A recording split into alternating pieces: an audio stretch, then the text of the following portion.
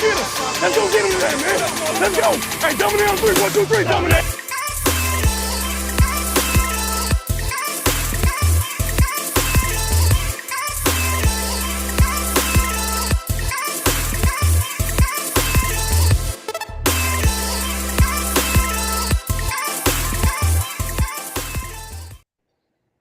What's up?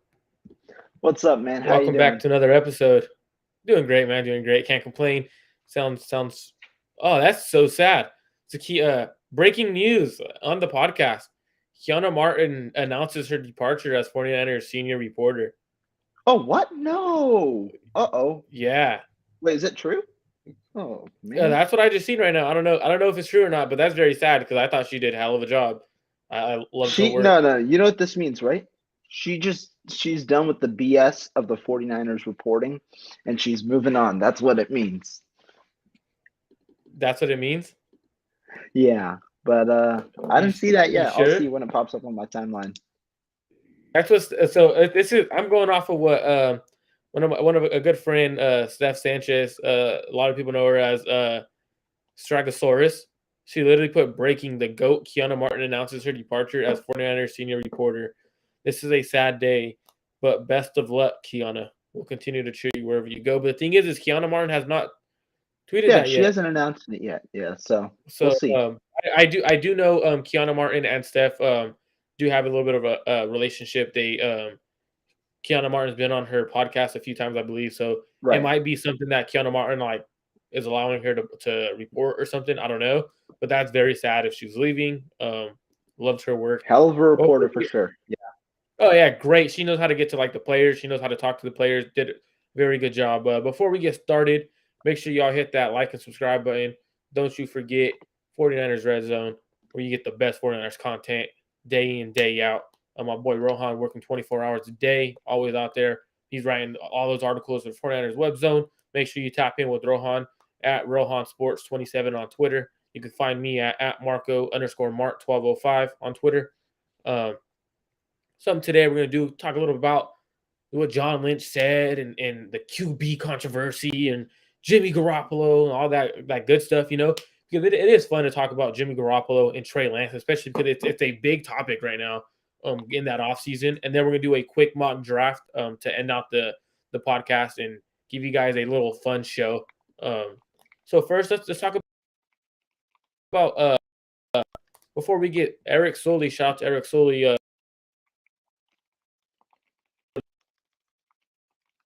Before we get mock draft, what'd you take from what John?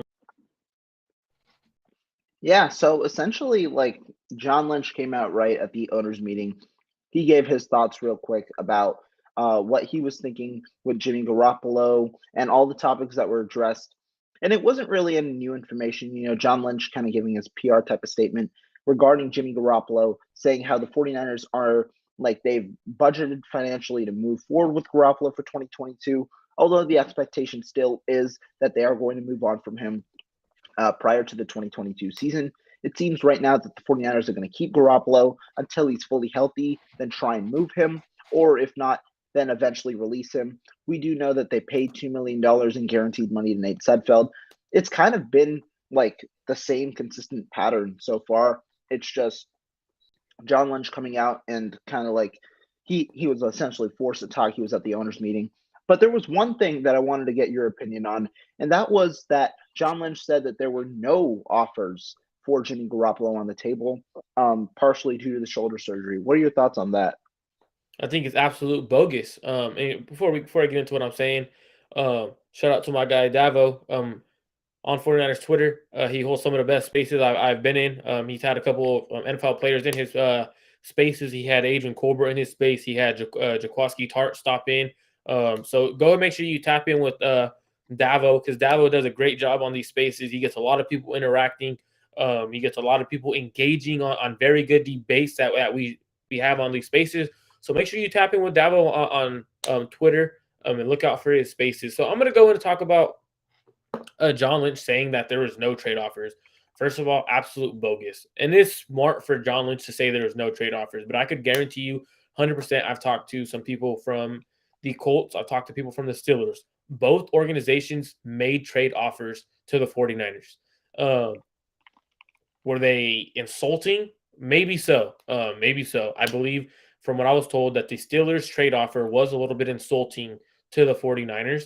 The Colts made a fairly reasonable trade offer. Now, the reason why the 49ers held on to Jimmy Garoppolo is because they felt his value was a little bit higher and they felt that he could provide a little bit more to the team rather than just trade him off for what they were offering. So what the 49ers are doing right now are they're playing that blow smoke up year behind kind of thing.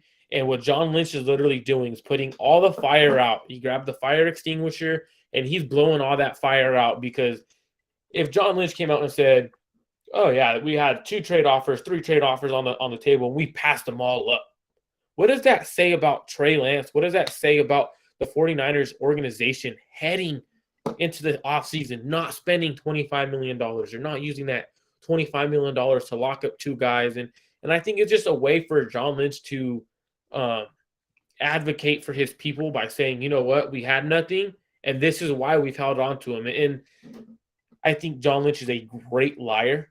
So I'm just going to put that out there. He's a great liar because he fooled the entire fan base thinking there was no trade offers at that time.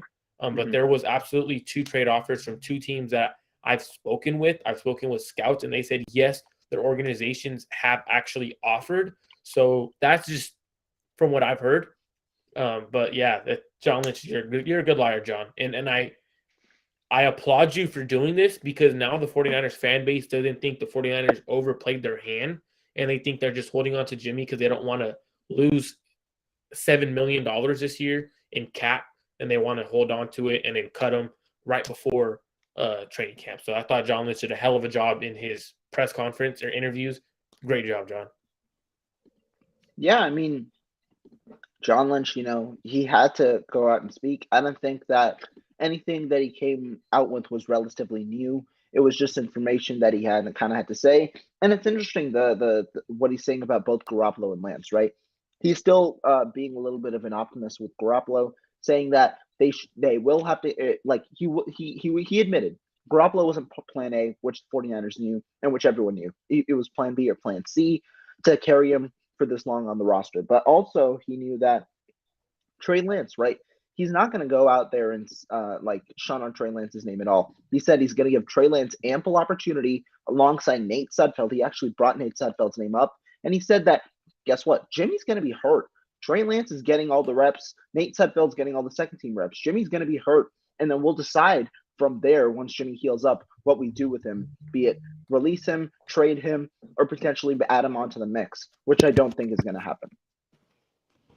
And that's a very good point that you bring up, because John Lynch did mention Trey Lance and Nate Sudfeld, and which is a big part of what the 49ers should be doing. They should be putting all the confidence in the world in Trey Lance and saying, you know what, Trey Lance did a great job, and we think he's progressed. Not necessarily a great job, but we think he's done a good enough job and he has progressed to be our starting quarterback next year. And they have to put that out there. Trey Lance is our starting quarterback next year, because you're playing with fire right now at this point. You're having the 49ers work their way, and if you start making your rookie quarterback going into year 2 quarterback feel uncomfortable, you're going to get a little bit of backlash from the 49er fan base and potentially even him and his team. So it's very interesting. So let's go. Is there any incentive for those teams to come out and say that they sent offers? Just wondering. No, actually, there isn't no incentive for either team. Because if the Colts come out and say, yeah, we offered for blah blah blah, they already have their quarterback. Why come out and say anything? Yeah. 2, the Pittsburgh Steelers have no incentive to say anything, because they could eventually come back to the 49ers when Jimmy Garoppolo's trade value is even worse than what they initially offered, and say, look, I already offered that. That's the most I'm ever offering. Just send them to me for what I already offered you. And if the Steelers miss on a quarterback in the draft, and everyone knows the Steelers are looking at a quarterback in the draft, but if they miss on a quarterback or they have the opportunity to trade up, another team can't jump them if teams are thinking that they're planning on just staying pat and see what quarterback falls to them, because they could eventually just take a player and then trade for Jimmy. So there's no incentive for them to do that. Let's see what Davo said. I know Davo has a long one. Go ahead, Rohan. Lynch is definitely trying his best to convince everyone that they don't mind keeping Jimmy. This is Trey's job, regardless of what he says. I'm just curious on what Kyle will say tomorrow. Yeah, I agree. I think this is Trey's job. I think Nate Sudfeld has the backup job as well. And I think Kyle Shanahan won't say too much different from Lynch tomorrow. He'll probably say the similar things. Praise Trey Lance, say that we love Jimmy and all that kind of talk, and then say, I'm interested to see, are questions going to be asked about what else the 49ers are going to do in free agency? I know one was asked about the cornerback situation. It seems like the 49ers are staying put. Probably will address it in the draft if they address it at all. But Lynch came out and said that they drafted Diamond Lenore for that specific position, and they also signed Darqueze Dennard recently. And Darqueze Dennard played some slot cornerback snaps in Week 18 last season. They probably view him as a viable backup, at least as a veteran for training camp, at least. Yeah. Yeah, I think it's a very good point that we see a lot of things progressing. What will Kyle say? What did John say? And all this, and we're getting to that point in the offseason where people were just, we want news, we want action, we want, so like this is like that boring point in the offseason when the combine already happened, we have the major pro days already happened, and we're just waiting for what Kyle Shanahan says and what John Lynch has to say at their first press conferences at the owner meetings. But what I'm very curious to see is, will the 49ers bring in a offensive guard in free agency, or will they bring in an offensive tackle in free agency? Like, and a lot of people on timeline, for example, David Lombardi, who I saw you and him going back and forth, and I had a comment I because have to respond. Yeah. I commented back. It's like it's very frustrating to see people saying, "Oh, the 49ers have the space to sign players. Yeah, you can create the space." The 49ers do not want to restructure every player on their roster to create this space to sign anyone and everyone. They have to be smart. They invested in O-line last year in the draft. They might not invest this free agency because of those two players. You have to give them the opportunity to actually play with Daniel Brunskill and Laken Tomlinson. Those are two decent guards. Laken Tomlinson was very good. Daniel Brunskill was a decent guard. You didn't have to force Aaron Banks in there. So I think they did a good job with that situation. Jalen Moore. We have Colton McKivitz, Justin School coming back. So I think that's a good conversation we could have during the mock draft, because when we're going to have to target a offensive lineman at some point. And Davo says, is there a reason why they aren't just simply coming out and saying Trey Lance is a starter for next season? Is it to make other teams still think? Yes, it also could be. They probably told him internally, to be honest. They probably told him internally. Yeah, they honestly probably did tell him behind the scenes, like, hey, like, you're our starting quarterback. But it also could be, and I'm going to throw this out there, and fans might not like it, but this is just me thinking both sides of every story. It also could be that Trey Lance did not develop how Kyle Shanahan wanted him to in year one. So they plan on giving him all the reps and OTAs and everything. And come training camp, if Trey Lance shows in OTAs that he has taken a major step and a major leap in his development, then you can move Jimmy. So that's another option that the 49ers may have. Can you carry Jimmy Garoppolo up to week one? Yes, you can, before that $25 million is guaranteed. So it could be an opportunity for Trey Lance to compete in training camp and see what he could do, and by still giving him all the first team reps. So that's just something I'm going to throw out there, even though I think Trey Lance is very capable of starting, and I think he showed enough. But that's an option, that the reason why they might be keeping him, who knows? Yeah, exactly. And going back to the David Lombardi point, he talked about salary cap. The point isn't that salary cap is available. Yes, you can create salary cap, and there are different ways, be it restructures, extensions, and different things. But the 49ers, they haven't shown an affinity to do that in the past. They've been salary cap compliant, and that's the reason why they haven't been in salary cap hell like teams like the New Orleans Saints, and rather have been like fairly mitigated with their salary cap strategy. And so when you look at it, this entire offseason, has Jimmy Garoppolo hindered them from making their moves? No. I actually think that they would have done the two restructures they did in George Kittle, Arik Armstead, and also D Ford, just for salary, just for flexibility this season. I did think that they would do that. I did think that they would end up signing the players that they signed. But now when you go into free agency and trying to get those extra players, apart from the plan, guess what? You don't have the flexibility to go out and sign them, or like the just you can go out and straight pursue them. Instead, you have to now value, is it worth signing this player to hurt ourselves in the future like that? Like you have to balance those two out, because it might not always be worth just signing a player to a 1-year deal and hurting yourself in the future when you don't think that that'll provide as much value as it provides harm. And that's the balance that you have to figure out going into the future when you have Jimmy Garoppolo on the contract, or on the books, because his 25 million is covering up the space. Whereas if he's not in the books, guess what? You can go out and you can go without that harm because you have the extra 25 million to spend. And so you don't necessarily have to think about restructuring and all these different salary cap aspects. And now, if the 49ers want to sign someone, they definitely will have to restructure because they're looking to keep Jimmy Garoppolo probably through the draft, and they have to sign the draft class, which will cost them an extra $10 million, which they don't have in salary cap space right now. So with their draft class, what they could actually do is they could, if after the draft, if they go in and into training camp and they still have Jimmy on their roster, they could actually cut Jimmy or trade Jimmy at that point, and they could sign their draft class. So that's not too much of it doesn't get too complicated if Jimmy's on the roster after the draft, because they could cut him and they could just sign their draft class and let him do whatever the hell he wants. But I think this is we talked about 15, 16 minutes about Jimmy Garoppolo's situation. John Lynch, just tap into the mock draft real quick. Everyone's here for the mock draft. Let's give them what they want. You know what I mean? Yes, sir. Let's do that. All right. We did one. For those of you who didn't get to watch the first one, go back on the channel. You'll see who we picked in the first one. It was a fairly interesting class that we got to select. We made 2 trades as well. We'll see what we do today. But here's mock draft number 2. So I'm actually gonna have the screen like I did last time. Tell me if you could see what's going on. Yep, it's looking good right now. All right. So let everyone pick, and then we'll see who's on the board.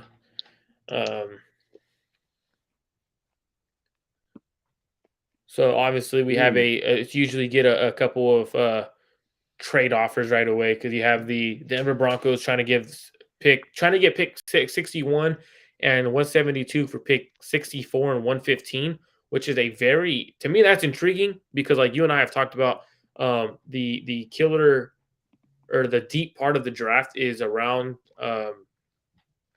25, in my opinion, 25 to like 140 right now. So like that's where the bread and butter of the draft is.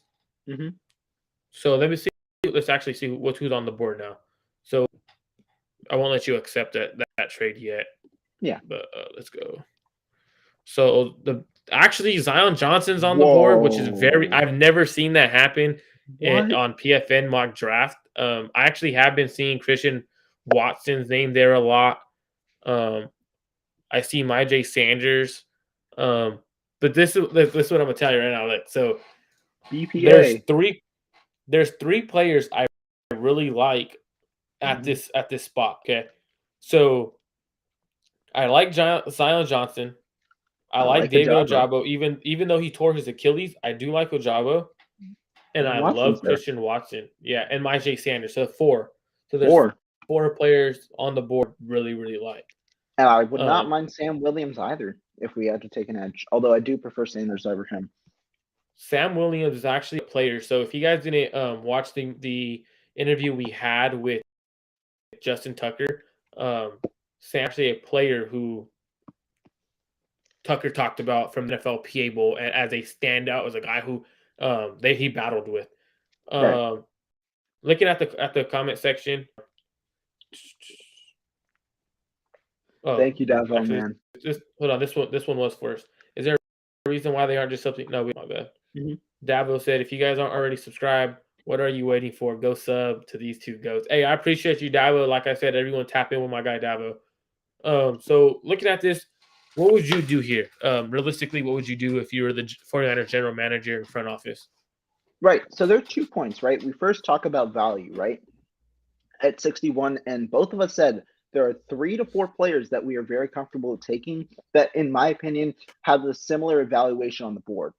And they're all at good spots, right? They're at guard, they're at edge, they're at wide receiver, and they're also like the other edge. So those are all spots that the 49ers should look to address in the draft.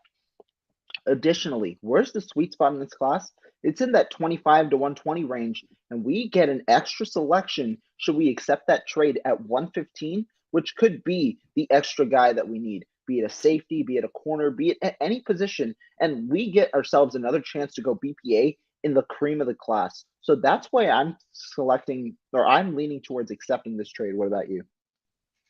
So I actually love this trade because this is what Also a I'm good predicting is value. going to happen.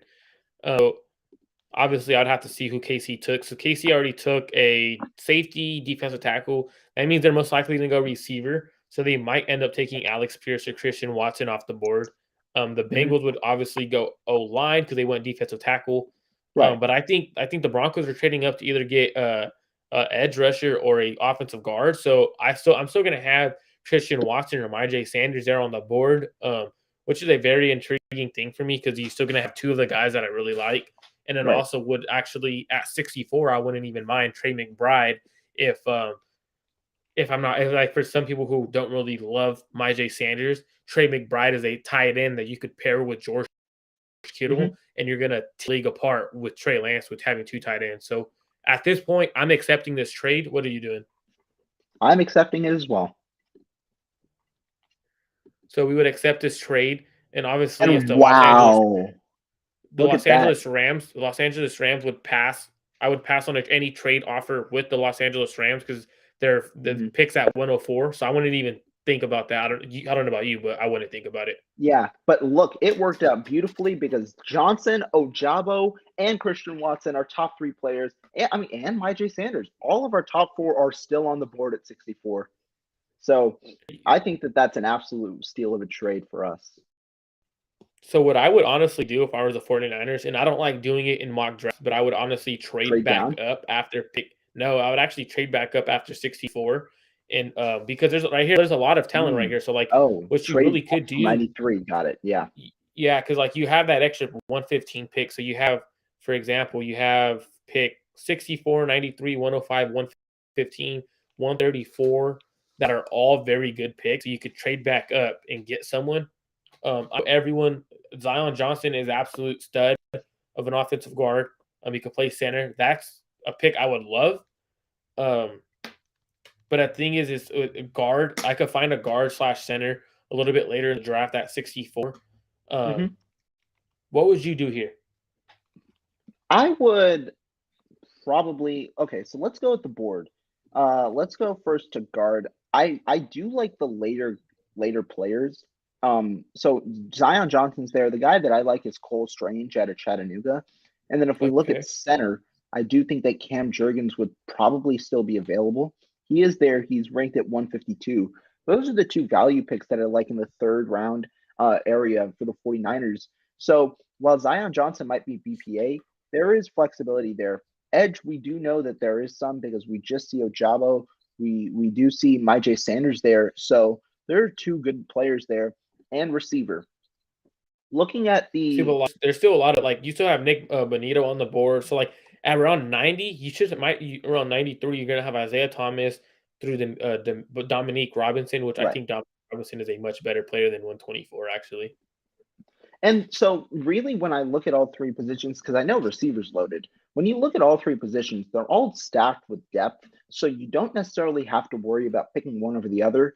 This is why I'm gonna pick BPA and I'm going Zion Johnson here at 64. What do you think? So you're going Zion Johnson at 64. I'm gonna tell you you're gonna be very like what I would do right now. Go for it. I'm taking Christian Watson. Okay. I like it. Definitely a Because good check this pick. out. This is I've been very, very vocal about not paying Debo Samuel this year. Yeah. And this gives you flexibility. For example, if Debo Samuel, which I don't think Debo Samuel's contract will be done by the draft, April 25th, 24th, 25th. So I don't think it'll be done by the time. So for a lot of people, it's going to be you might have to pick a receiver. You don't have a receiver 3. He gives you that deep threat ability. Mhm. So kind of doesn't force anyone into a role that they're not going to win. Um, Offensive guard, like you said, I could find a value pick later in the draft. So I would go Christian Watson because if you end up doing anything with Debo Samuel or anything like that, if Debo Samuel gets moved or if you can't get a contract done, you have a receiver that could step in right away and play.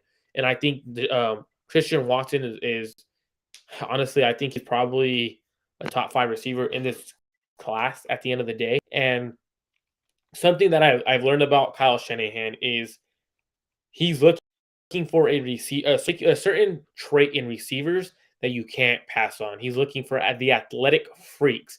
If you look Right. at Brandon Ayuk, athletic freak. Debo Jalen Samuel, Hurd, Dante Jalen Hurd, Pettis, even the athletic freak. misses. Yeah. So for me, I would have to go to Christian Watson, and it's funny because I'm a very big like Mhm. that's my draft crush, but I would definitely 100% go Christian Watson. So make sure you write this down because right. I'm actually updating our article as we go. So Okay. I'm So writing it down. So with we actually 64th in a trade back, I'm gonna go Watson, and you're gonna go Zion Johnson. Yeah. And So pause this after we make the selection, pause it so that we can see if we want to trade up. I have to pause it before, I think, because it's gonna go by heck of fast. Let's see if I can do it. So I'm gonna do Watson just for the sake of it, just because. Yeah. See, like cool. Johnson ends up going 67. So there's possibilities where we could trade up. There's guys like David Ojabo, Myjai Sanders. But honestly, what I would do, I don't know about you, but I would actually let the draft play out now. Like I don't. I'm looking at the board too. I'm looking at the board, and there's still a good amount of players. So yeah, let's let it play out then. So for me, like for me with mock drafts, the reason why I don't like trading up or anything in mock drafts is because in these kind of mock drafts, in order for you to get a trade accepted in a trade up, you have to way overpay.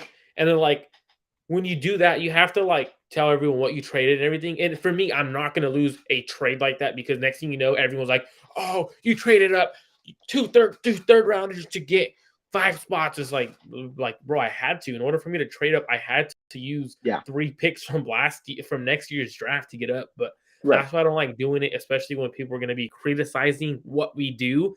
So I would not do a trade up, but I wouldn't mind the 49ers actually trading up, like the Colts, the Ravens, and seeing it falls to you, like a edge rusher, a tight end, because you might have Trey McBride fall. You also have Greg Dulcich. So it's a lot of players that I actually like. So let's go. And you want to continue, or do you want to trade up? Let's play it out. Oh wow, hold on. I got something that bugs me is Nick Cross going at 82 because I was low key penciling in Nick Cross at 93. Yeah, but okay, so we're at 93. What was the trade offer? The trade offer. Let's go back to it. So we're gonna get pick 99 for pick 90, or so pick 99 and a future 4th rounder for pick 93 and 187. So we're trading down 6 spots in order to gain a 4th rounder next year, but we're also giving up a 6th rounder this year. 6th rounder? Yeah. Actually, it might be 6th rounder. Trying to double check. Yeah, 6th rounder for pick 187. But we also have, you got to remember, we also have pick 105. So trading down at 93, it's like I like the future 4th, though. We actually have a lot of picks next year in the 3rd round in that sweet spot. So I don't know if I would actually take that trade. What would you do? Right now, I'm looking at the board, and safeties Nick Cross went, and if you scroll up, I think one other safety went, if I'm not mistaken. And there is one safety still available that I see. Verone McKinley. Yeah, Verone McKinley. So now there's another safety that I'm seeing, Kirby Joseph, right there. And if we go to the safety class, I am not sure that there are a good amount of remaining safeties that I'd be comfortable with, and there aren't, in my opinion. So here, I think that I am going to stay put and get my starting safety for 2022 in Kirby Joseph. What do you think? Would you accept that deal? That's actually a very good pick if you do. Whoa, that's the earliest. Actually, not so long ago, I remember telling you about Trey Berry from Boston College. And look where he was ranked when I first mock drafts messing around. He was ranked 190, 200s, and he's getting going at 91 now. That's crazy. Yeah. I do really like Kirby Joseph, but the thing is there's a player in this draft that I know I could have who's a starting caliber safety in like Mhm. the 4th round. Marquise Bell. I think he's a phenomenal player. He's very comparable to me, in my opinion, in Nick Cross. So I would actually wait on safety and address that either at pick 105 or pick 134. But the thing is, I also want to take Cam Jurgens somewhere or potentially look for a Yeah. replacement. So what I'm going to do right now is I'm actually going to go to the offense side of the ball, look at tight ends. So I actually have Jeremy Rucker, Charlie Kolar. Nah, not too fond of those guys. Darian Kennard at tackle. I do like Ed Ingram. He slot in at guard. I think he's one of the more underappreciated guards in this class who has the ability to be that bulldozer or also could be that zone guy who could reach block very well.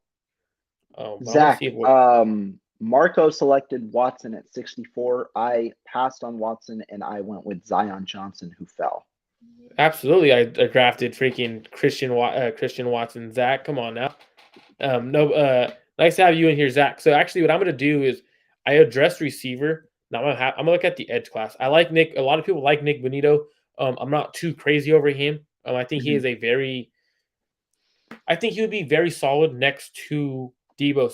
Not Debo. What am I saying? Debo Samuel. Nick Bosa. Yeah. Um, he has that speed, that presence to be a decent player. For my opinion, he struggled his first couple years and then came on as an edge rusher last year. But he's a player that I'd be willing to take a flyer on around 93 because of the athleticism, the ability for Chris Casario to get someone to be that speed rusher off the edge. So that's something I'm really intrigued by. But I'm also kind of want an edge rusher, but I like the safeties. I'm actually going to go Nick Bonito. I'm at edge because I know the 49ers need an edge rusher, even if they can't get one of the top guys in the draft. They need to eventually address edge rusher because if we look at their edge rushers, we have. I do really like Davo's in the comments. Oh, we actually have people. This is cool. See, this is what I like about the mock draft. So someone said I had Kirby's about my safety at first, switched to Marquise Bell. And then someone else said that they actually picked Zion Mccullum. So a lot of people, there's a couple people doing the mock draft with us.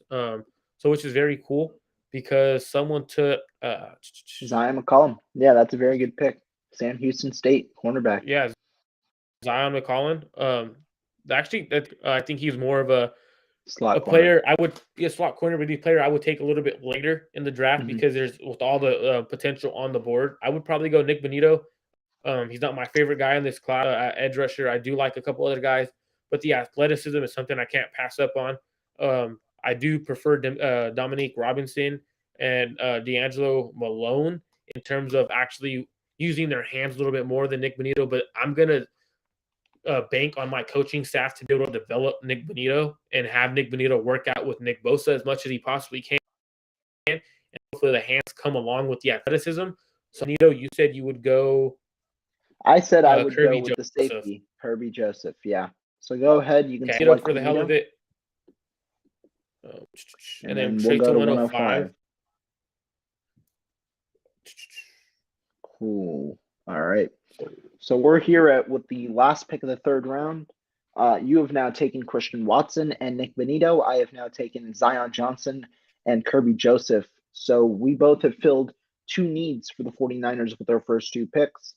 At 105, what are you thinking first for your position? 105, I'm thinking address center, because I think Cam Jurgens is going to go a lot higher than 152 in my opinion. So like and let me something real quick so people are like when they're listening to our episode, whether it's audio version or if they come back and watch the video version of it. So when I do mock drafts, I do my mock draft based on where I think players are going to be drafted, not where the actual mock draft simulator thinks they're going to be drafted. And from what Right. I've been hearing, Cam Jurgens is going to be in that third round, early fourth. But a lot of the scouts that I've talked to about 4 scouts about him. they said that he's going 3rd round. So for me, I see 105, I see 93. I have to pencil in Cam Jurgens in that range. I see Dabo talking Lindstrom. I think Lindstrom is a hell of a player. One of my, shouldn't say favorite players in the class. One of my players that I have ranked a little bit higher than other players. But when I spoke to a guy that I really trust, I spoke to Jordan, a guy I really trust when it comes to talking ball. Me and him are good boys. He said that actually Alec Lindstrom looked small at the combine. Yeah. And I don't see being small on tape, but I'm gonna trust the people that were there. I'm gonna trust the people that I talked to. And if he looks small in person compared to these other guys on the board and everything, then I would pass on him because of the credibility that I have for Jordan. But actually, at this point in the draft, even though the draft simulator says Cam Jurgens is going 152, I would actually take Cam Jurgens here at 105 because I don't want to allow him to slip and then end up going like 110 or I know the Jets like similarities to the Houston Texans need a lot of offensive line work. So realistically, he's not. I don't think he's getting past 115. And at 115, I'm already thinking safety in this class. Interesting. So I have a similar mentality in between 105 and 115. I want to go offensive line, and the other hole that I want to fill is edge. So when we look at edge, if you can go there, the two guys that I had on my mind was Alex Wright at a UAB and D'Angelo Malone at a Western Kentucky. Alex Wright and D'Angelo Malone are there, but they're slotted a little later, which makes me think that I can take them somewhat in the 4th round. And that is why I'm a little more comfortable going offensive line in the 3rd round and then addressing edge and potentially cornerback or wide receiver in the 4th round. I agree with you. I think Cam Jurgens is the pick out of Nebraska here at 90 or 105 here. So let's talk about it. So before I make the pick, I'm going to actually talk about we literally just saw Rohan draft the 49ers future center guard.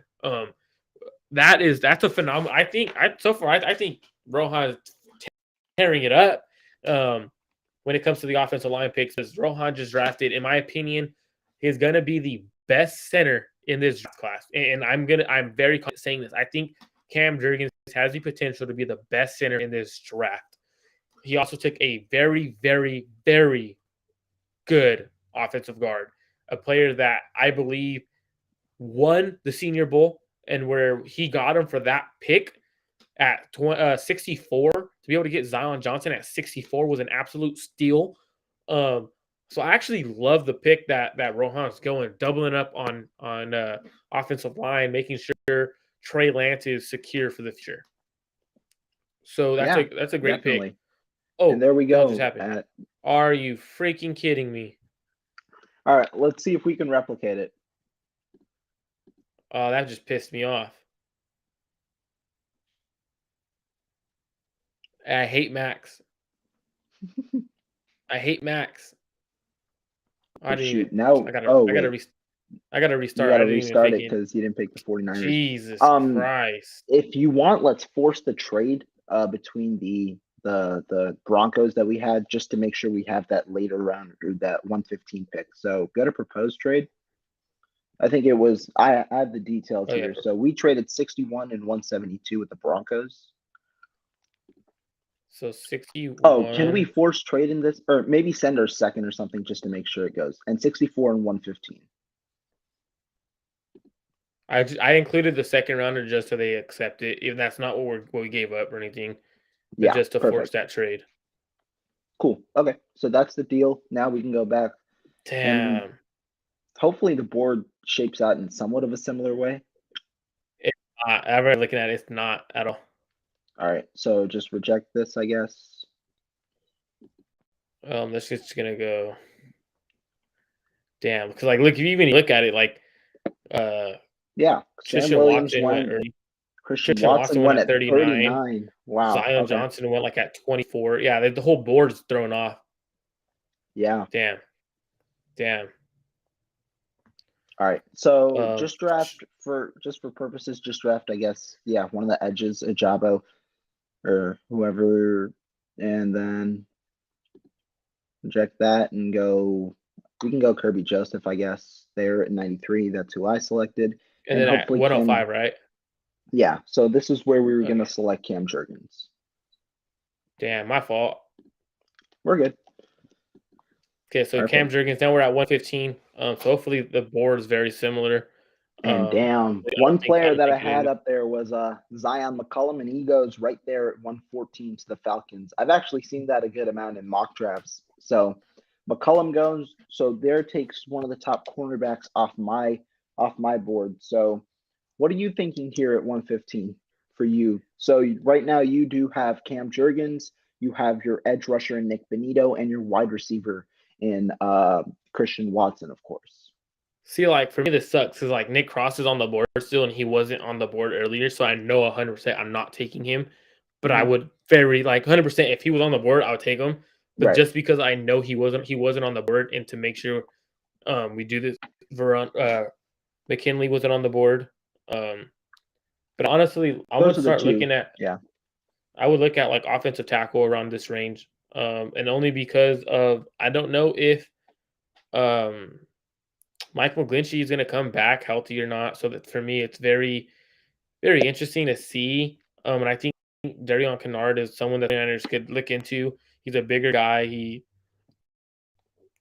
has the ability to move, even though he's a little bit bigger than that. What Kyle Shanahan likes. Shanahan likes um, guys to be slim and whatnot. But this is a player that I like.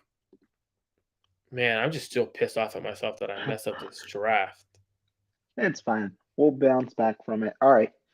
For me, I probably am thinking edge rusher here because those were the two guys that I had, Alex Wright and D'Angelo Malone. Both of them are still available. It'd be interesting because do I pick here at 115 or do I wait to 134 and with the hopes because there are 5 edge rushers on the board there. I might wait till 134 and go receiver and try and get that another weapon for the 49ers offensively, or potentially go running back. Let's see if James Cook is on the board. I'm not sure if he is, because if he is, then I would like it. But unfortunately, he is not. It seems like Where'd I he do like go? a couple of the running backs later. I do like Zamir White, James Cook's counterpart, as a late round pick. I think he still has a good amount of potential in him. But let's check out receiver. Some good Khalil receivers on the board. Khalil Shakir, Wandale Robinson, Tyquan Thornton, all fairly good options. And I think that at this point here with the 49ers, we have one kind of realistic need, or maybe two if you view cornerback as a need. But an edge rusher, which I do think that I can wait to 134 to select. Here, I think we got to go BPA. If we quickly check out cornerbacks, unless there's one that pops out to me on the board, which at the moment there is in Marcus Jones. And let me just check out the rest of our picks because if this plays out, if we do not trade up right now, we do have 115, we have 134, and then we only have 187, 187 after that. Yeah. and then So, 220, 221, and 262 to end it up. yeah. So, looking at it, while I might have wanted to go receiver, I do want Marcus Jones out of Houston, and I don't think that he falls all the way there. I think I'm going to take the cornerback at 115, and then I'm going to wait for the edge at 134. So Marcus Jones is my pick here at 115. I like pick because he slots in right away as that nickel corner that 49ers need. I would actually look at tight end here. So Charlie Kolar, a very good red zone target, and I'm big on pairing George Kittle with the tight end. When I go Yeah. back to watch Trey Lance's tape from college, he loves having 2 tight ends on the field at all times. But also for George Kittle, giving him a tight end who could block, who could do everything, you're freeing George Kittle up, and that's something that I'm really intrigued on doing.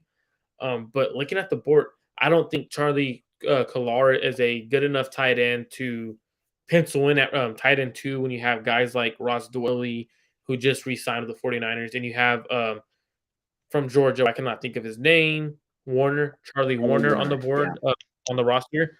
So for me, I would actually pass on tight end, even though I really like Charlie Kolar. And I would probably end up going with the cornerback as well and taking Marcus Jones. I do really like Marcus Jones. And I think that's one of the things on the roster, even though I I strongly do think the 49ers drafted Demo and Avery Thomas last year for this year. I think Demo is that guy they envision in the slot. So I want to be too I don't feel too like the urgency to actually take a corner at this pick. But I do really like that. I really do like that pick. I do actually like going linebacker, possibly defensive tackle. But honestly, the best choice for this spot is Marcus Jones. Yeah, I agree.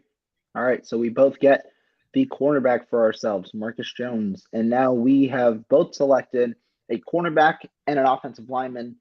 You have selected Watson, Benito, Jurgens, and now Marcus Jones. And I have taken Zion Johnson, Kirby, Joseph, Cam Jurgens, and now Marcus Jones as well.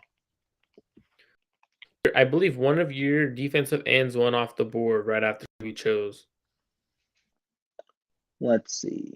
Because you said you liked actually Malone's still there. Never mind. Yeah, both Malone's Wright still and there, Malone are Alex still Wright. there. And I see at 191 we have Amari Barno there, the 4.36 runner. Oh yeah, that's an athlete. Yeah, fairly interesting player. At this point, though, I do think that since I haven't addressed edge yet, I do think Amari Barno would be very interesting. But I think that he'd be interesting if the 49ers double dipped at edge, went edge early, and used Barno as kind of a developmental pick to develop behind the two starters at edge in a deep rotation. But to start in a way alongside, or to compete for starting reps alongside Nick Bosa, I don't think that Amari Barno is just there yet. And given how heavily the 49ers emphasize defensive line and the rotation, I do think that it might be a little better to get a more pro-ready player right now. And that's what I view in D'Angelo Malone, who fits the prototype of what they like. He's a fairly good athlete as well. And I think that his production outranks Amari Barno's. That's who I'm going to go with here at 134. So I do see Ken Martin in the comment section talking about Taekwon is a fast receiver in the draft. Kennard is a good pick. Jerry on early highlights. Have we checked those out? I actually haven't really watched Jerry on. He actually did mention Isaiah Likely earlier. Amari Barno. Yeah. So he's talking to some good players. He actually has one of the players I'm actually going to draft right now. So I would actually look at the board. All right. So I have Christian Watson, Cam Jurgens. Who else do I have Nick Benito, Nick Benito, and Marcus Jones. So I feel like I filled up a couple positions on the roster. The position I haven't drafted yet is safety. For people who are watching this late, I cannot draft Nick Cross because I messed up the draft before. Nick Cross is already off the board, or else I would instantly take Nick Cross, and so would Rohan, I bet. Yeah. Because of the value. I'm actually taking Marquise Bell at 134. I think Marquise, even though I could probably take him later around when's our next pick? Actually, I wouldn't be able to take him later. Because the next pick I think is 187 or 187. Yeah. And he'd be gone. And I think Marquise Bell was actually a 4th round player, and we're in that 4th round. We're in that range where you have to start taking players who like that you're not gonna be able to get later. So I'm definitely taking Marquise Bell. You took I took edge rusher and D'Angelo Malone for sure. Yeah. So now waiting to pick 187. So let's see who's on the board. So we have a receiver. That's the top of the draft board. We have a cornerback, receiver, tight end. What are you looking at around 187 for your draft? Right. So the position that I was interested in last time before I saw both Marcus Jones and Malone on the board was wide receiver. And there is one wide receiver that pops out to me that I personally like in terms of just his pure speed, and the 49ers, who have been lacking somewhat of a deep threat. I do think that that's Danny Gray, who you just pointed out. Ran 4.33 at the combine. I believe he can run even faster. And I do think the 49ers just need that one deep threat option, not necessarily as a starting caliber option, but just a player in their rotation that provides the element of a deep threat, which opens up the field even more with a quarterback like Trey Lance. And that's why I think Danny Gray is my guy here at 187. So fun fact, when me and Rohan did our first mock draft together was it a month ago maybe? Probably a month ago, yeah. So we did a mock draft together. You guys go back and watch that one as well, so you guys can see the differences on where some of these players are ranked. Rohan actually took Danny Bell or Danny Gray Yeah, around I pick took him at 252. 260, two Yeah, fifty like in the two, 7th round. Yeah, but he was ranked like two. He was probably ranked like very 280 or something. yeah, Yeah, he was ranked very poorly, and now he's ranked 188. So that just shows you that like it's me giving my boy Rohan his props because that shows Rohan knows what he's talking about. Rohan does his homework. Rohan is very plugged in with these draft guys, and he's watching the film. He's doing everything he possibly can to know where these guys are ranked and where they're going to be going. And I really respect that you can see that comparison right there. So I yeah, already took and that means a safety. lot coming from the draft god himself in you. So thanks, man. So I already took safety the last round. I feel like I've addressed all the main position needs. I feel like the 49ers have needed to address at this point in the draft. So now for me, this is literally finding developmental guys that plug and play right away if I needed to, or they could at least not plug and play, but they could give me some production in year one if I needed them to play year one. I would actually go to the offense side of the ball. I want to see who's there at tight end. Um, I do like Daniel Bellinger, but with pick 220, I think I might be able to get Daniel Bellinger. He might fall a little bit in the draft to 220. I think he might go even earlier. The reason why I say I think he could fall is because mock drafts, you're always going to have players fall for some odd reason. Daniel Bellinger will probably go in the 5th, 6th round range. He is a very, very good tight end. Now, what I'm going to do with this pick is I'm going to actually do something that is something that needs to be addressed by the 49ers. They need to address the offensive tackle position because we don't know what we're going to get from a guy like Mike McGlinchey. We don't know if he's going to be back. We also need a swing tackle. We don't know who our swing tackle is. The swing tackle we had last year might be playing right guard. Jalen Moore might be at guard. So there's a lot of things that the 49ers need to address. A I think I offensive know where tackle I you're really going. do. Yeah. Offensive tackle I think I really do like is Cordell Volson. Um, I think he's a guy that could plug in and play. I mean, he has familiarity with the offense. He has familiarity with Trey Lance. But actually, what I'm actually going to do is I'm going to turn around and I'm going to surprise you. I'm going to go Max Mitchell.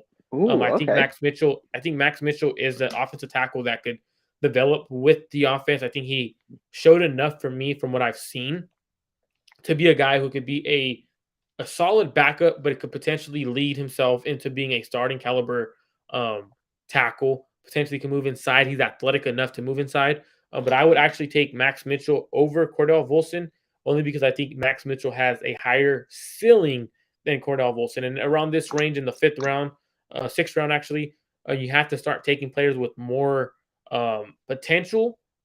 Um, and you have to find that for me. I have to find that wiggle room and see who I prefer. And I would actually take Max Mitchell at this point. And you said you would take I Danny would take Danny Gray, I believe. Gray. Yeah, So I'm gonna take Danny Gray for you. perfect. And now we go to I think 220. Yeah, the end of the 6th round. Cool. So we have 2 back-to-back picks here. Yeah, and so immediately I do see that Daniel Bellinger is still on the board. I wrote down my 3 current wishes for the 49ers were running back, defensive tackle, and tight end. Those are the positions that I haven't filled yet. You went offensive tackle. I do think that it'd be nice to have another young offensive tackle. I personally, I don't believe I'm going to go offensive tackle in this draft.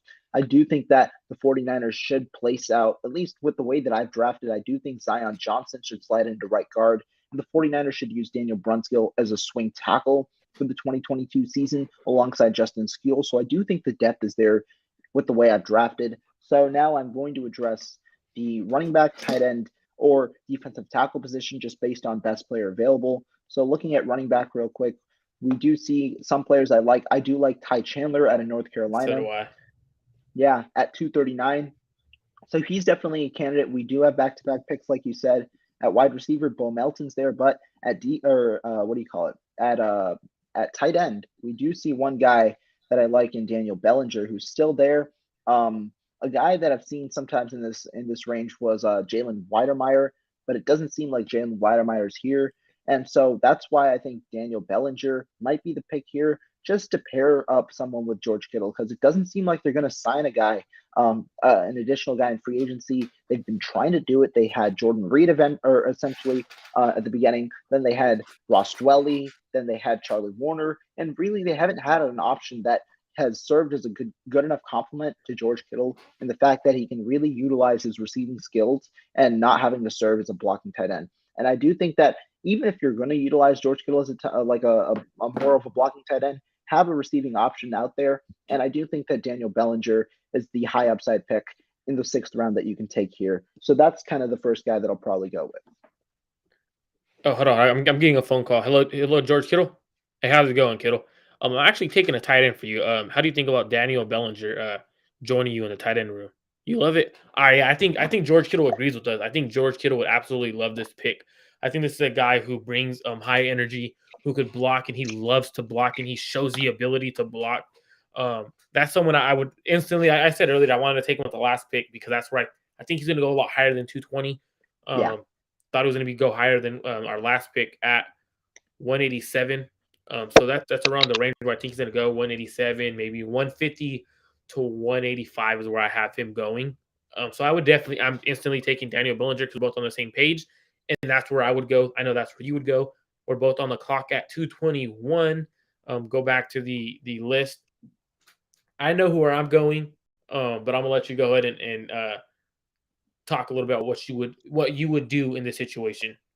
Yeah, so I brought up one other guy that was Ty Chandler at a UNC. I do think that he'd be a very good compliment. And even I wrote a piece just a little bit ago on running backs that the 49ers should target in the draft. Ty Chandler was one of those guys. I think that Ty Chandler definitely could possess some value because the 49ers are looking for that third down back option. And I do think that Ty Chandler has the capability to potentially be that, but also serves as a complement to guys like Elijah Mitchell and Trey Sermon in the backfield. And the 49ers, they like to drop these running backs. The only thing is their running back room already full? But they didn't care about that last year. They drafted 2 and had a running back group of 5 heading into training camp before they cut Wayne Gallman. So I don't think that that's necessarily a worry for the 49ers.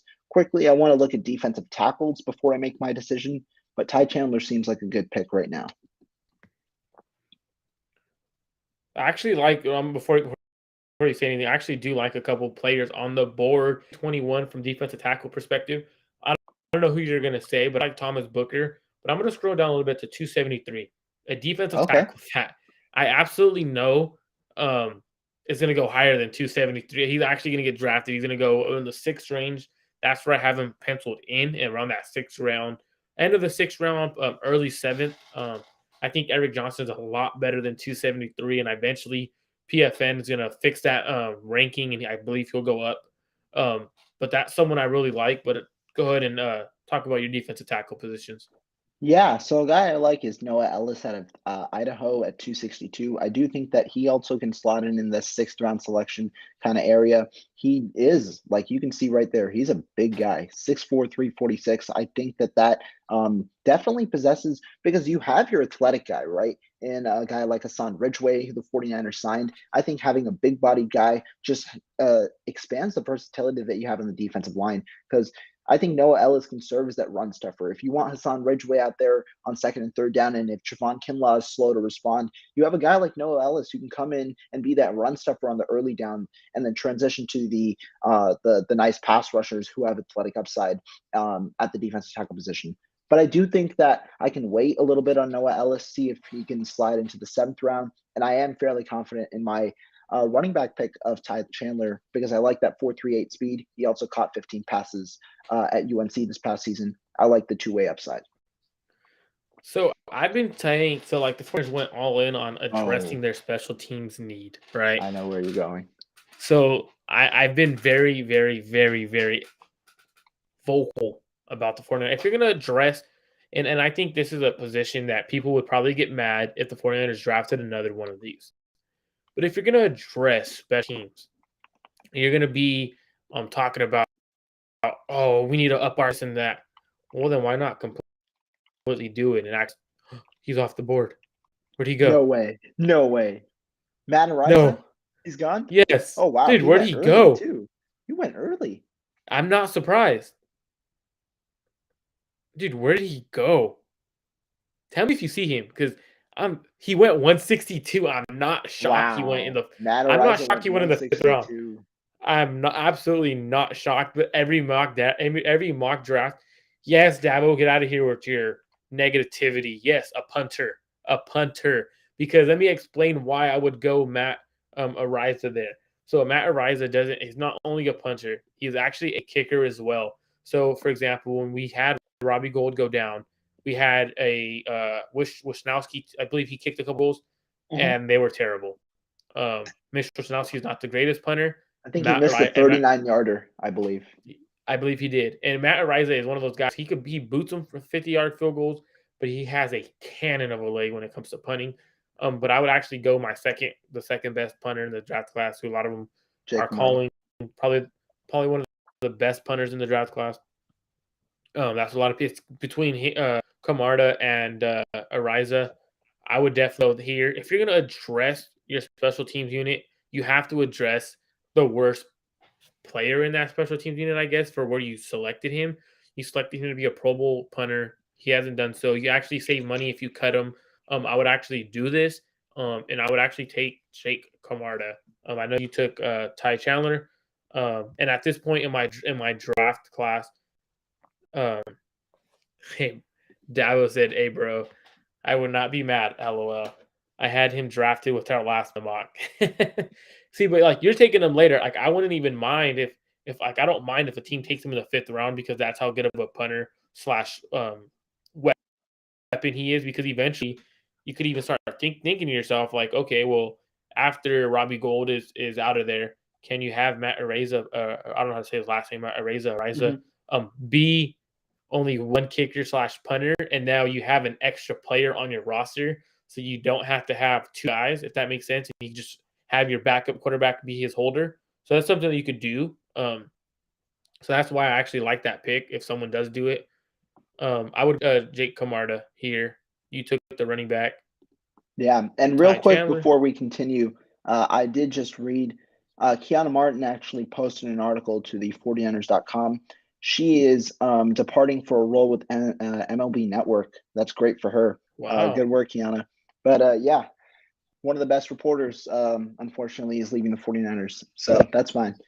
But continuing on with our picks, I think this is our last selection to my belief at This 262 is here. actually the last pick in the NFL draft. This is Mr. Irrelevant.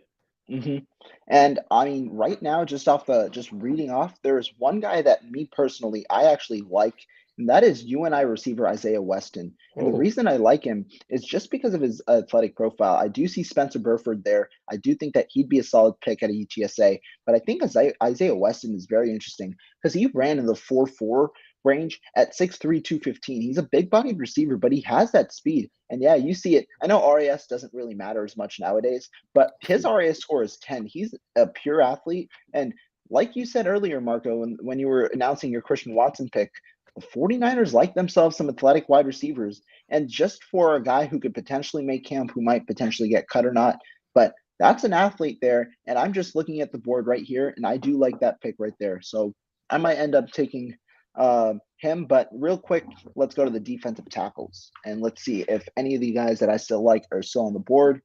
Your guy Eric Johnson is still there.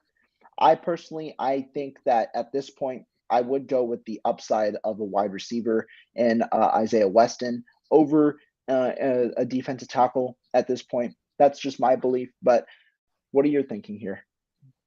I actually would go look at to see who's there at corner, see who's there at safety, because you have like for the 49ers, you can never go wrong with drafting a corner, safety, or receiver at this part in the draft because if that player could put on special teams. So, for example, if you could find the last receiver on your roster who could potentially, if Ray McLeod goes down, he could be that special teams guy that you could have as kick returner or whatever, or you find a cornerback who I actually do have watched Ali Green, and I do like him. I do know Isaiah Taylor Stewart is a actual legit athlete. Like he's legit athlete status. So like stuff like that. Safety. I wouldn't touch safety. I wouldn't touch any of them. I don't know who any of those are. Um, so I would actually look at the draft. I would look at probably receiver or corner. And to be honest, I prefer the corners over the receivers at this point because, for example, name off the players I drafted.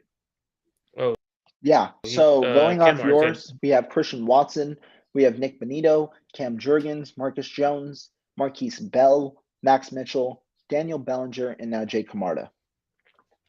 So Ken Martin said, Jerion Ely is the best scat back out of the draft. Speedster, 4.5, 15 miles per hour, dual threat, can be used in deep threat.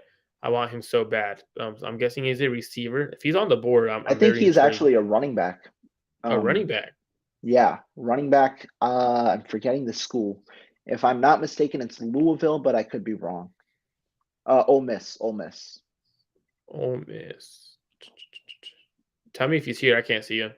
Doesn't seem like he's still here though. Nope. Let's see if he went earlier in the draft. This is just me. And I Marcus have to Jones watch went it. at 250. That's interesting.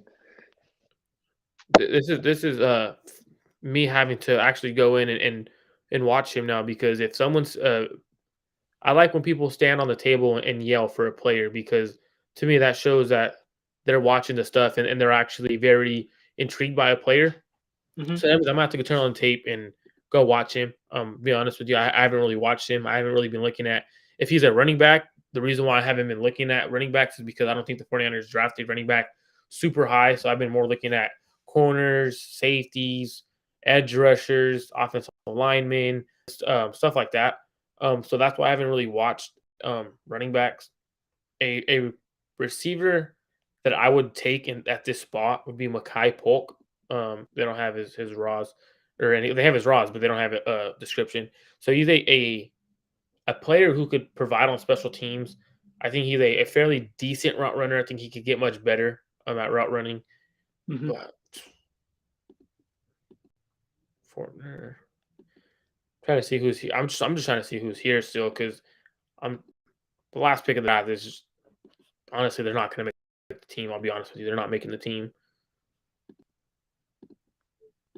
I would honestly probably go Ali Green just because he has the size, what the 49ers looking for. He's someone who could be around the Physical. line of scrimmage. He could be converted to a safety. And so which you have a special teams guy. I would honestly go Ali Green because I've actually watched him. I like his tape. And you said you want to go Isaiah Weston, right? Isaiah Weston out of UNI. Yeah. So this is in our draft, just so people were aware.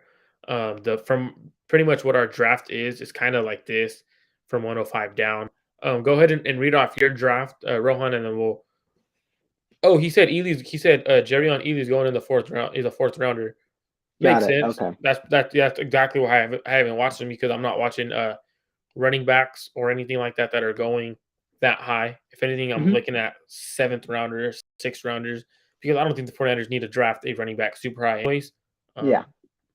But go yeah. ahead and, So starting off with mine, I selected Zion Johnson out of Boston College in round 2. My 2 round 3 picks were Kirby Joseph at 93 and Cam Jurgens at 105. At 115, I took Marcus Jones. 134 was D'Angelo Malone. 187 was Danny Gray. 220 was Daniel Bellinger. 221 was Ty Chandler. And 262 was Isaiah Weston. Then going over to your class, at 64, you took Christian Watson. At 93, Nick Benito. At 105, Cam Jurgens. At 115, Marcus Jones. At 134, Marquise Bell. At 187, Max Mitchell.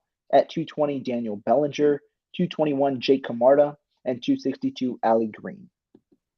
Honestly, I think we both killed this draft in terms of finding players who could contribute now and in the future. That's the Jake Camarda pick. It might be unnecessary, but like if you're gonna address special teams throughout free agency, why not also address it and find a better punter in the draft, and you also save $1 million on your on cap for cutting Mitch Trubisky. A lot of fans like Mitch Trubisky. A lot of fans actually really hate Mitch Trubisky because he was drafted in the fourth round and he has not lived up to any Pro Bowl potential or lived up to any hype that he's had. So I think we both killed it because you found a lot of linemen that plug and play kind of linemen. So if Aaron Banks isn't good, you actually found Zion Johnson, and you also have Cam Jurgens who could both step in.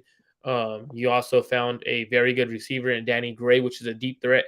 I went a little different route. I went get yourself and this is me just thinking if Deebo Samuel's contract negotiations aren't going well, which I believe there's no reason for me not to believe that Deebo Samuel should not ask for as much as he possibly can. I believe every player should be at the table saying, "I want this amount. This is how much I want." Especially after seeing what Christian Kirk got, he should Mhm. be commanding 25 plus, 27. I would not blame him if he said, "No, I deserve 27." If Christian Kirk's getting around 20 AAV, even though his guaranteed money is low, I deserve my AAV deserves to be, which is annual Yeah. average Annual value. average value. Yeah. If he's getting 20, my annual average value should be 29, 30, like Tyreek Hill. Yeah, Tyreek Hill and them are better receivers, but no way is Christian Kirk only 6 million of no way am I only 6 million better than Christian Kirk. So Mhm. I don't blame Debo if he does that. So that's why I would actually take Christian Watson. Actually gives you a deep threat, gives you another receiver that could do a lot. And I think Kyle Shanahan with another receiver like Brandon Ayuk, Christian Watson, and Deebo Samuel could actually, and George Kittle, you actually would have a dynamic offense with a quarterback that has a strong arm.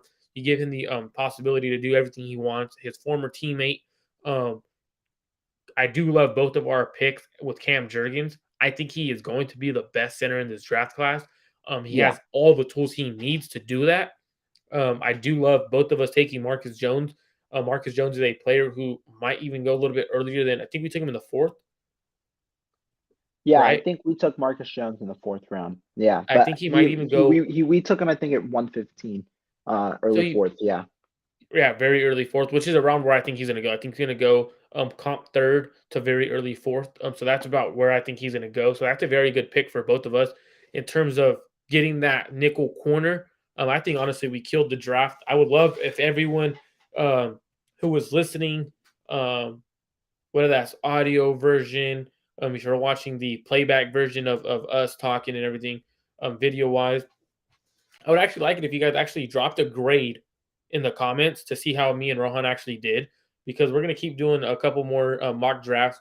We're probably gonna talk. So Kyle Shanahan talks tomorrow. We might even jump on tomorrow and talk about what Kyle Shanahan has to say. Um, Yeah. but don't forget, make sure everyone hits that like, subscribe button. Me and Rohan are gonna keep talking for a little bit longer, but I want you guys to make sure you guys subscribe to us. Ask any question you guys have in the chat. We will answer every question you have. Um, how do you feel about your draft, Rohan? I think it's a good draft, definitely, because one thing the 49ers haven't really addressed right this offseason, apart from re-signing their own guys, is offensive line. I addressed that early while also getting value picks at cornerback and safety with starting caliber options in Marcus Jones and Kirby Joseph, who I do think resembles Jaquaski Turton a bit in the way that he plays in terms of physicalness. And I do think that I addressed the major holes while also getting some value picks in the late rounds with a guy like Danny Gray, who possesses the elite speed the 49ers haven't had yet at the wide receiver position. What about you? I mean, I thought you had a hell of a draft. I love how you addressed offensive line. I love how you addressed the cornerback position. I love how you even addressed receiver. So you're very um, well rounded in terms of what the 49ers need this year and going into the future. My draft, I went a little bit different route. Just I would love to have taken Zion Johnson or potentially even an edge rusher a little bit earlier. I'm not the biggest fan of Nick Bonito, but I believe with our coaching staff, with the Yeah. development that he could get from Chris Kasarik, he could develop into a very good edge rusher that Nick Bosa needs. I don't. He's not going to be no Pro Bowler. He's not going to be no um, great pass rusher, but I believe he has the ability to be very capable of rushing the passer alongside Nick Bosa, and that's what you need. You need players who could complement the players you have already on your roster, especially when you have elite players on your roster. Without those guys going to be commanding top dollar one day, and I don't think Nick Bonito will ever command top dollar. If he does, I love to be wrong because that to me, I would rather be wrong and learn from Exactly. the way I evaluated him because his first couple years wasn't that good. Jumps to the scene and goes bananas, and I'm willing to risk and gamble the upside on Nick Bonito. So I felt like I could have went a different direction. I do see we have a chat in the from Ken Martin. He said, "Oh, It was a good draft. It was a Just a couple. couple of guys he didn't know. Yeah, I didn't know. but you educated Yeah, us with the Jerion Ely pick at running back. I actually haven't seen him much either. I have seen a good amount of the running backs. Jerion Ely is a guy who I am unfamiliar with, but definitely as a late round guy that the 49ers might address at receiver, I'll definitely go ahead and tune on his tape for sure. yeah, me too. Like for me, like I was saying, like I haven't really addressed running back or watched running back because I don't think the 49ers need to address running back too early or Right. like a lot of people are like, oh, James Cook. Well, I think the 49ers are actually looking at those guys only because if the guys that they like aren't on the board, which I don't think they'll draft a running back like that, then they could take one of those guys. But for me, I'm going back to the mock draft to see where James Ely went um, in the draft just to see where he's penciled in around. And I'm at 140. Still don't see him. I wonder if did he He might have see gone early Chandler. then. I'm at 160 now. I still don't see him He was ranked 171 by PFN. by PFN. Yeah, 171 with a 699 RAS score. He is 5'8", 190. Pretty cool. So fairly productive despite lacking in size, good footwork, and explosive burst. Cool. And 37 receptions. 35 He receptions. actually went 137, which is the fourth round, to the Detroit Lions, which actually would be a very good fit, Yeah, because and Detroit just Lions where need a your running back. projection is. Yeah, just your projection in the fourth-ish round. Yeah, 137. Pretty solid spot then for him. Talking about the 49ers, Rohan, do you think Jimmy Garoppolo is on the roster in training camp, or do you think they end up cutting him? Training camp is interesting. It depends on how he heals, in my opinion. I do think that the earliest they'll ever decide to cut him is only after he passes a physical. And judging by John Lynch's words, I don't know if he's going to be healthy at the start of training camp. Although I do believe that he should be cut by then, for the sole reason that the 49ers probably need to sign their draft class before they hit training camp to get the best kind of offseason like procedure for their entire rookie class. I know the latest that players normally sign, which is first round picks, is like the days before training camp or the day of training camp. I do think the 49ers probably want to get them signed earlier so that they can attend rookie mini camp and all the extra things before going to training camp so that they're a little more acclimated with the system. So I do believe that Garoppolo should be moved before training camp, but it kind of depends though on his health. So I agree with what you're saying. Like I don't think it's a priority to move him until training camp around that time because everyone on free agency wise, like that you would want to have signed or whatever, they're already gone. Like so at this point, it's like why cut him now when if you would have cut him early, it should have been right away, and then you could have used that money to sign players or for Nick Bosa, Debo Samuel, whatever. So I'm at the point. It's like, well, what's the point of cutting him right now if it doesn't help you at all? It literally does not help you in what like people are like, oh, John Lynch should have cut him today. Cut him today, John. Mm-hmm. It's like it doesn't help you. Now, if you hold on to him and the the possibility of trading him is very, very slim, but there's a possibility there, and that's what it's like. You're best off just holding on to him until after the draft and then cutting him then. How mad would you be, Rohan, if next year comes and he's your starting quarterback? Oh, I'd be furious. I'd be infuriated. I don't think that he should start. If that's the truth, it's a complete mismanagement by the 49ers brass just because you divert 3 first-round picks and a third-round pick to a quarterback that you don't decide to play. And this isn't like one thing I heard in the space was comparing this to Brett Favre and Aaron Rodgers. Jimmy Garoppolo is not no Brett Favre. Jimmy Garoppolo is not near the caliber of Brett Favre. I do think that especially the one problem that I have with that is week one, his salary becomes guaranteed. You should not be in a position where you're going to guarantee his 27.5 million and then be in a financially screwed spot for 2022. Because not only do you need that extra money to sign your draft class and to also sign other players should you need to, but also for the emergency players mid-season. And you waste that money, that 27.5 million, if you do that, and if you start sign him. If he's the starter, that's even worse. If he's the backup, that's still extremely horrible for the 49ers, because there's no reason to pay 27.5 million to a backup. And also, why are you limiting Trey Lance's development? Like, he's a 21-year-old kid who's shown nothing but great skills. And this is also without him being acclimated in the system. Imagine him acclimated in the system, and that's what he's going to get the opportunity to do. So I do think that if the 49ers give him the pure opportunity this training camp and he shows out, and the 49ers still start Jimmy Garoppolo, who didn't show up for training camp because he wasn't healthy, and he ends up starting in week one because they don't want to move him for a lack of salary, I do think that that's a complete mismanagement for the 49ers, and I do think that caused for some serious talk for sure. If Jimmy Garoppolo is starting, I will request a trade, not for myself, but I will request a trade for Trey Lance himself, because it would be a very, very huge mishandling of what happened. Right. And I would too, because like when you look at it for Trey Lance, right? The problem with Jimmy Garoppolo right now is NFL teams see, well, we've seen Shanahan try and scrounge everything that they can from Garoppolo, and guess what? He's only this product, so it's going to be worse wherever he goes. If they think that about Garoppolo, imagine the guy that can't even beat out Garoppolo in the NFL's eyes in Trey Lance. Like, how do you think that they're going to perceive Trey Lance? Trey Lance would be infuriated by that, because in that case, he's considered a backup at pick number 3. And people are going to start having the bust tab on him because he can't beat out Garoppolo or something like that. And that's just unfair to him. But continue.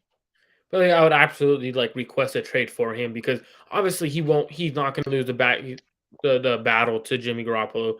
From what I've heard, is he's been told, and I believe it's been reported that he is the starting quarterback going into the OTAs, into training camp. And they've told him, they reassured him that he's that starting quarterback. So it's very interesting what the 49ers are doing and everything.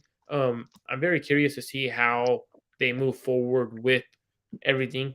The thing is the 49ers reporters and reporters in general had the opportunity to ask Don Lynch a very strong question, and I hope they ask Kyle Shanahan tomorrow. Is Trey Lance your starting quarterback? Don't give him any ops out. Don't give him any options to backpedal and say, well, we have 2 starting quarterbacks on. If he says that, then he's full of shit. And I would be very pissed if he said that, if I was Trey Lance, because if they asked Trey Lance, or they asked Kyle Shanahan, who's your starting quarterback moving into the next year? Is it Trey Lance or Jimmy Garoppolo? And he goes, I have 2 starting quarterbacks on my roster. We're going to let it play out how it plays out. I'd be pissed, because we know what Jimmy could do. He's not good enough. We've seen flashes of Trey Lance. It's time to just rip it's time. Move on. Move on. Stop living in this. I could keep Jimmy Garoppolo and win games. Yes, he wins games, but just be honest, it's not because he's winning the games for you. He's putting your team in a hard situation to win games, and your defense and running game is bailing them out. And it's very hard to watch. What do you think Kyle's going to say? What do you think? Say that again. What do you think Kyle's going to say tomorrow when he's asked all these questions? Because he's going to be asked about Jimmy Garoppolo and Trey Lance. Are we going to see a frustrated Kyle? He won't be asked the real question there. Nobody's going to ask him that question. That's the problem. Yeah, like, he's going to say very similar to what John Lynch said, in that we love Jimmy. Jimmy's done nothing but he's had nothing but good communication with us. He'll say that, and then he'll also say, I'm very excited for Trey. I can't wait to see him in OTAs. He's been practicing well. He'll say those 2 things, but he won't commit to a starter. And that's crazy, because the one thing, last year, right? Last year it was fine if you didn't commit to a quarterback, because it was the first year and Trey Lance was seen as a raw prospect, right? And we've seen Trey Lance significantly develop as the year gone on. But in year 2, commit to a quarterback. If for some reason you believe that Jimmy Garoppolo is your guy, guess what? Trey Lance is viewed as the number 1 overall pick in this class. Get as much value as him for him as possible. If you really think Jimmy Garoppolo is your guy, which I absolutely don't believe that that's true at all. I do think that Trey Lance is their guy, and I do think that they should move on from Garoppolo, but commit to a quarterback at least going into 2022. Don't let there be any controversy, and don't let any other situations, external factors, kind of ruin the chemistry that you already have with your quarterbacks right now. So that's what I kind of have as a message going into 2022. And I agree. And I think if you're not following us, you're not subscribed to our channel, make sure you subscribe to our YouTube channel, 49ers Red Zone Podcast, where the 49ers best content comes from. I'm messing around. There's a lot of great content out there. Make sure you give love to everyone out there possible. Make sure you guys follow my guy, Rohan, at Rohan Sports 27. My tag is at Marco_Mart 1205. Make sure you guys tap in with us. We enjoy doing a mock draft with you guys. People in the comments doing their own virtual mock draft with us. It was great talking to you guys. I think me and Rohan are out for the day. We should be back tomorrow. If we're not back tomorrow, look for us Wednesday. And if we should be going Wednesday for sure, and probably Friday as well. Probably going to get 3 episodes in this week. I'm on spring break, so I finally have a little bit extra time from school work, so I have a little bit extra time, so we should be jumping on a couple more times this week, and hopefully you guys are tuned in with us. See you guys.